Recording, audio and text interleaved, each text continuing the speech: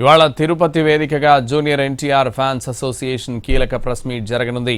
ఏపీలో రా ఎన్టీఆర్ సంస్థ వ్యవహారం సంచలనంగా మారింది. ఎన్టీఆర్ పేరుతో 100 కోట్ల మా ఊరు వాడ సేవా కార్యక్రమాల దుమారం రేపుతోంది.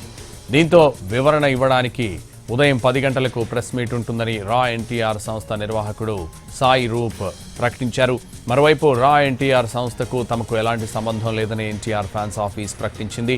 ఇప్పటికే రా ఎన్టీఆర్ సంస్థపై తిరుపతి జిల్లా ఎస్పీకి ఫిర్యాదు చేశారు. ఎన్టీఆర్ ఫ్యాన్స్ సంఘం కన్వీనర్ కృష్ణ యాదవ్ ఎన్టీఆర్ పేరు, ఫోటోలు వాడుకుంటూ విరాళాలు సేకరిస్తున్నారని కంప్లైంట్లో పేర్కొన్నారు. రాజకీయ పార్టీల మధ్య విద్వేషాలు రెచ్చగొట్టే కుట్రలపై విచారణ చేయాలని డిమాండ్ చేశారు.